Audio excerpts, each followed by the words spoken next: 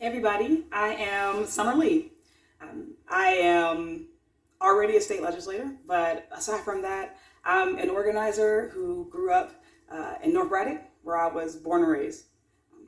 I lived in this region for all my life, except for the time that I went away for school. Right, I went to Penn State for a while and then Howard Law School. Before that, I was a proud alum of Woodland Hills High School, where I went from K through 12. Just like my sister and just like my mom would have, but for the fact that she grew up before the merger. So my family is rooted in this region. I have family who, aside from me, like my mom who grew up in Braddock, my mom raised me and my sister largely by herself, but with a lot of help from my grandma and really from our community, right? Our village. Even though she was a single mom, we had a lot of support from, my aunts and just family members who I was always around when I was growing up. When I grew up in this region, I was, I don't know, maybe mischievous, a bit challenging, right? But I had a really cool childhood, even though in North Braddock, right, it was very clear that, our community was, poorer than others, right? You kind of couldn't ignore that. When you're a kid, you're into just being with your friends, playing outside. I used to love racing the kids, until I ran track for sport, or playing basketball. But, we ignored and we were able to ignore a lot of just the blight that we grew up around. But, going to school at Woodland Hills, which was a desegregation case, really shaped, my childhood. It was a school that was 50-50, 50% black, 50% white by court order. So we went to school with kids from different neighborhoods, different type of neighborhoods. And I had friends from all over these neighborhoods. But when I would go back home to Braddock and the North Braddock, right, you can tell the difference. You can see the difference in the houses. You can, smell the difference. We used to, joke about how Braddock smelled. But that's how it was growing up. But most of my life was, really just spent with family. I love being around my family. When given the opportunity, I don't like to go to clubs or I don't go out dancing much, but I do like to be around my family. We like to play spades and really just be together around Sunday dinners. My grandma still cooks Sunday dinner every week when she's in town and we have to go. And we love that. I also have two nibblings. My sister's kids, one who was about to graduate from college on Saturday. So I am an old auntie. I'm a sister, cousin. I have lots of family in this region. So I grew up here my whole life. I went away like a lot of other folks. When I went off to college and when I left, I really wanted to get out of Pittsburgh. I wanted to go somewhere else. I wanted to go somewhere where there were more black folks. I wanted to go somewhere where it felt like there was more action, more activity. That's why Howard was my number one choice for law school. Howard was my number 1 through 3 choice for law school. That's where I wanted to be in DC, and I wanted to be in a college that was just steeped in that civil rights history. And my family really encouraged me to go. I know there are a lot of families, especially moms, right, who want their kids to stay close to the nest. But I had a mom who was always pushing me to go, whether I was going to study abroad in France for a semester or if I was going off to law school. My mom was always the one to say, you should just do it, just go and do it. So when I went off to Howard for 3 years, I loved DC. It was a great time, but I missed my family and I felt like there was still something here for me to do, something for me to accomplish. So even though I thought that I would spend maybe the rest of my life outside of Pittsburgh, it only took 3 years for me to get back here. And there are a lot of challenges. There are a lot of challenges in Pittsburgh for Black women, for young kids who grow up in the Mon Valley. But there's a lot to fight for, and there's a lot that we are still building. So that's why I'm back, and that's what I want to see. And that's what I want to see a childhood preserved for future generations of kids who don't have to leave because of environmental justice or don't have to leave because of gun violence, right? But how are we coming to a community and making the childhoods that I hear my mom talk about in Braddock when she talks about growing up? When I hear, my sister talking about her childhood, she's 8 years older than me. So that's what I'm here and that's who I am. So Congress is a representative body, right? You are elected by the people, by your constituencies, by communities, right? To represent them, to represent their issues, their values. So I would say that the first skill that I have is really my lived experience. And that's what I lead with. And maybe that sets me apart from so many. I lead with my lived experience, right? Growing up, poor, Black girl in the Mon Valley, right? Living through environmental justice, navigating a public school, right? That was a desegregation case, right? Navigating Section 8, welfare, transportation issues. All of those things are experiences that inform the way that I represent, inform the way, that I govern. But aside from that, also, I think that some of the, more important skills that I have, right? Organizing. As a legislative body, it's important to recognize that legislators don't just write laws. Right? That's one of the things that we do. But we have to organize people. We have to organize advocacy groups. We have to organize power, organize emotions. That's the way that we actually get things over the finish line. I think the biggest thing that we need right now in Congress are folks who are able to build mass consensus.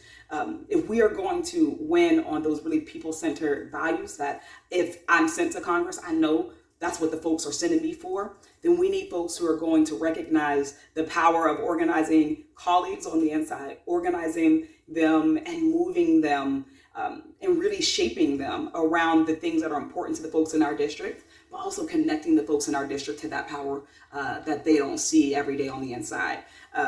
Organizing around a living wage, organizing around a robust labor movement.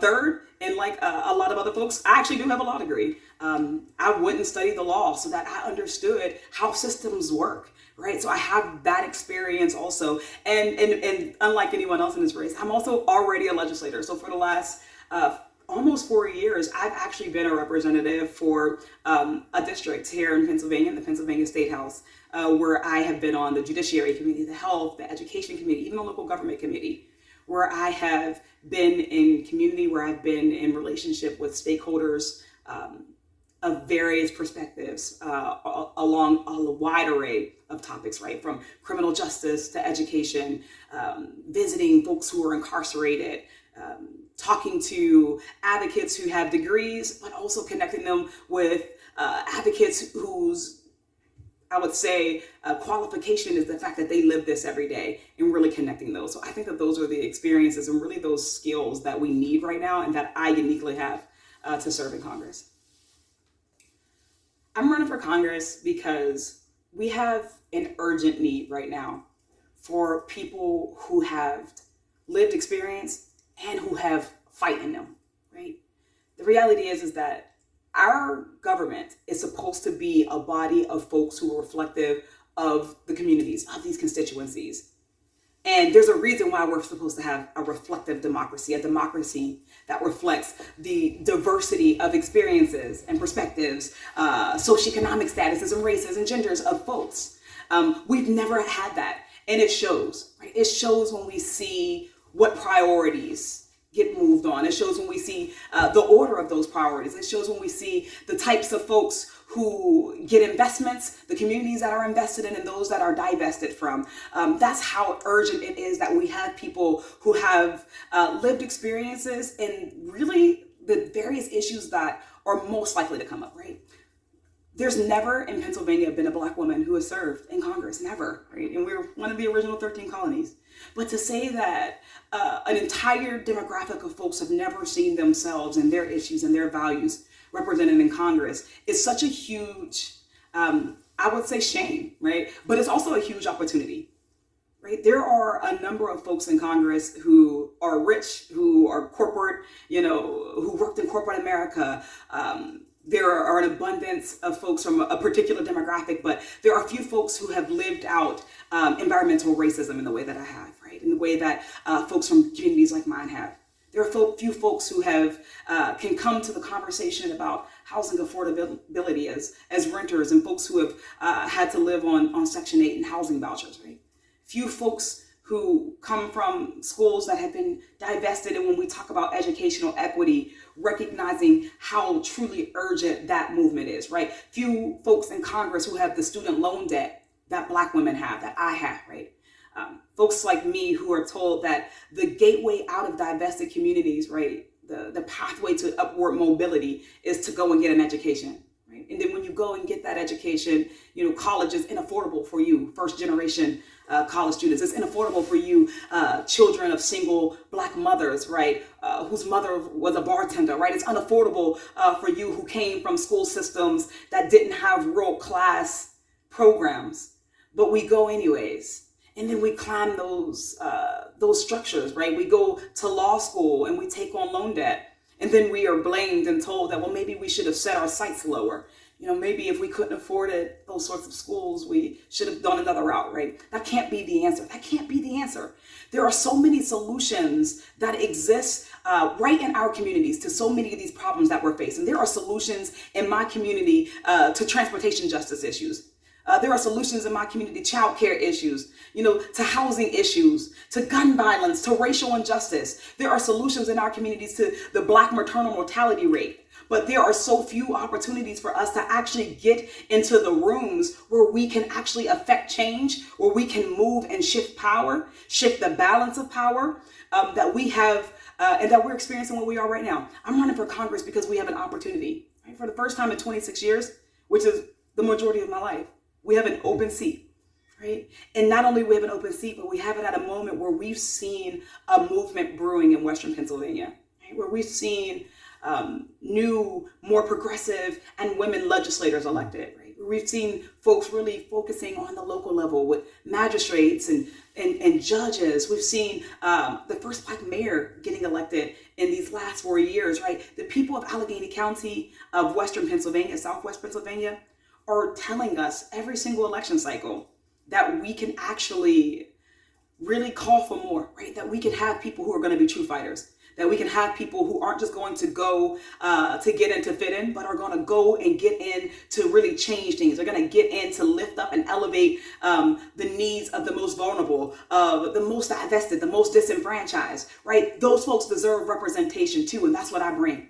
I bring representation for disenfranchised communities, for disenfranchised people. I bring with me the perspectives of folks who aren't typically courted in election cycles, right? They don't get the mailers, they don't get the door knocks. We don't have politicians typically come into our doors. Those are folks who also deserve representation, and that's a representation that I believe that I can bring. But mostly because right now we have threats to our democracy. We're 2 years into a pandemic. We are the only industrialized country on earth that tells its people that we can't have health care for every single one, that tells its people that we can't ensure, we can't provide free public school, pre-K through college, right? That says that we can't guarantee housing for everybody. We have solutions to those even in Congress right now, but we don't have people who have the urgency because it's not their problem. And when it's not their problem, they don't move the way that we need them to move. They don't fight back. They don't stand up the way that we need them to stand up. So that's why I believe we need voices like mine in Congress, and that's why I'm running right now. So in my time as a legislator, and the last 4 years, my time as an organizer, right, I've spent a lot of time really, I would say, expanding the electorate. Going into communities and talking to people who are infrequent voters, right? Talking to young Black folks, to progressives, to college students, right? And really trying to find out what they feel and how they feel their government or their representatives should be representing them. And doing that work and really having those conversations so that we can expand the electorate. I think that one of the biggest barriers that we have to so many of the important issues we're fighting for, the progressive issues we're fighting for, from healthcare for all to environmental justice to racial equity and economic justice. I think the biggest barrier that we have to that are so many people who, whether or not they can legally vote or not, feel or are disenfranchised, right? The political process sometimes can be so intimidating. It can be so discouraging. And it's very rare that we get folks who step into the political arena and are just really laser focused on building power for poor and working class people. But I think that what I think so many people have been seeing over the 4 years, right, have been like a tale of kind of two ways of doing politics. We've seen how encouraging it can be to get just really big people-centered victories, right? When I know that so many people in Pittsburgh remember the moment when they found out that Ed Gainey had made history. Right? Or how many people had felt empowered when they saw the slate of judges who got elected. Recognizing that that's something that we can do, that when we show up, when we participate, when we engage, when we knock, we can actually make those history and transformational changes. But then on the other hand, we kind of see that Empire Strikes Back, right?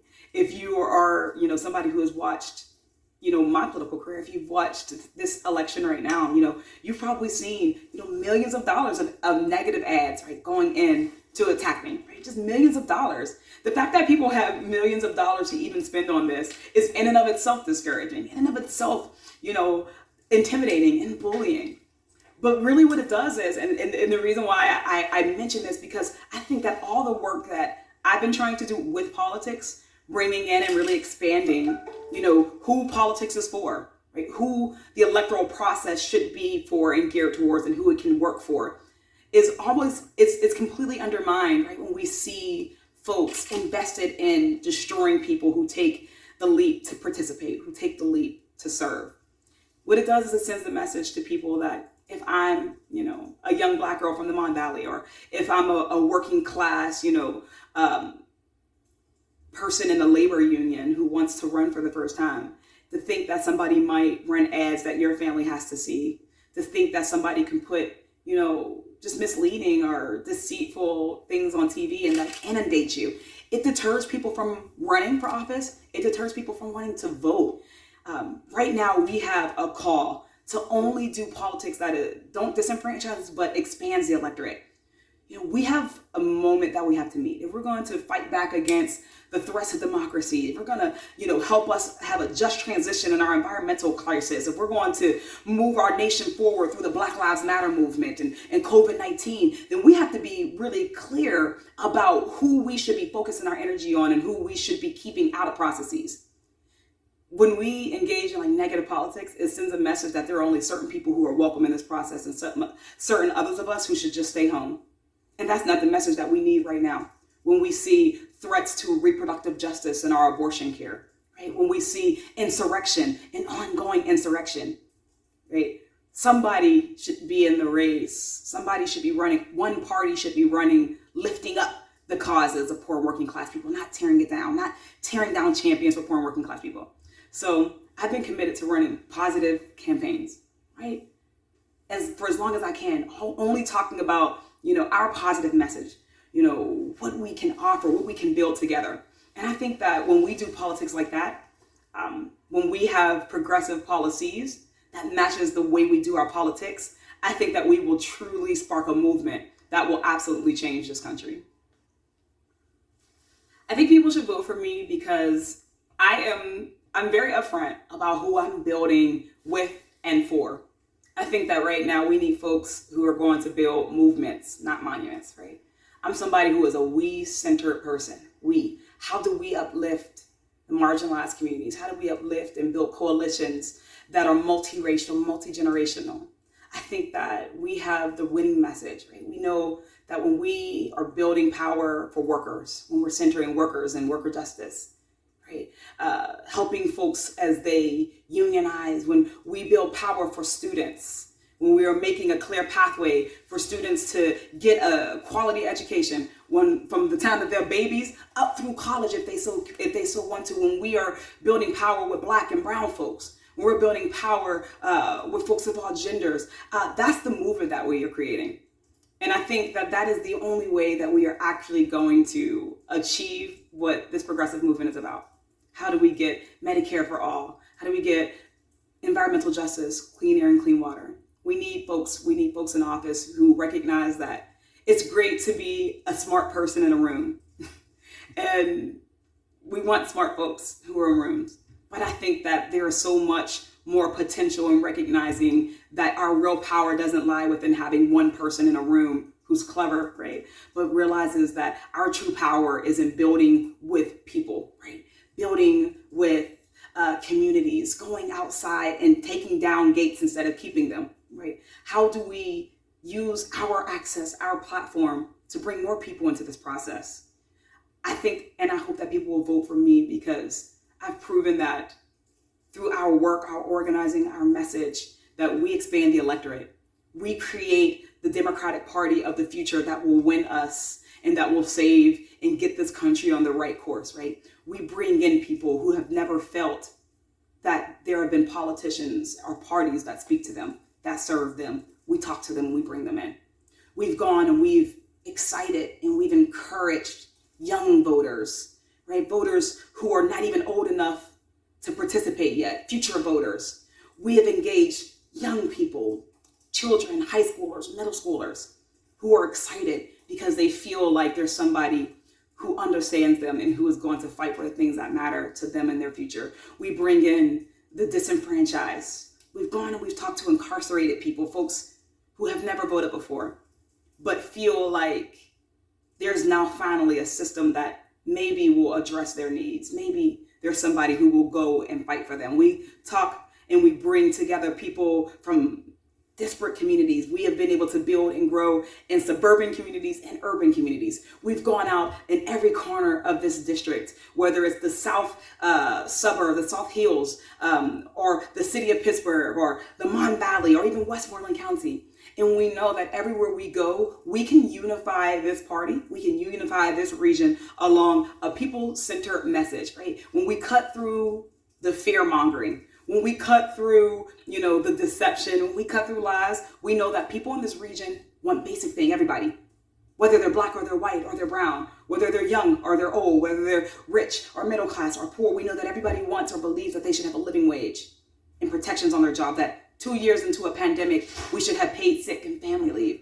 We believe that every child, irrespective of their zip code, should have a quality education that's culturally competent and safe, in buildings that are not collapsing, buildings that don't have asbestos and lead in it, that we should invest, that we can have a government that invests in our children, that we can have a government that invests in our healthcare and our health, right? People who believe that our government can invest in our infrastructure and our roads, that we can address the climate crisis, that we don't have to wait until it's too late, but we can do it today. We can start building that up right now here in Western Pennsylvania. We can be the model that this whole country uses. I hope that people, and I think that people should vote for me, because we can send the message in 2 weeks that if we can win on environmental justice here, then we can win on environmental justice anywhere in this nation. We can win on workers' rights here. We can win it anywhere. We can win on free college. We can win on compassionate health care. We can do that here in Western Pennsylvania, in a place where we've built bridges, right? That we are not just building physical bridges, but we are building metaphorical bridges here in a community that had never seen the type of coalitions that we're building. I think people should vote for me because it's about time that we have Black women in Congress.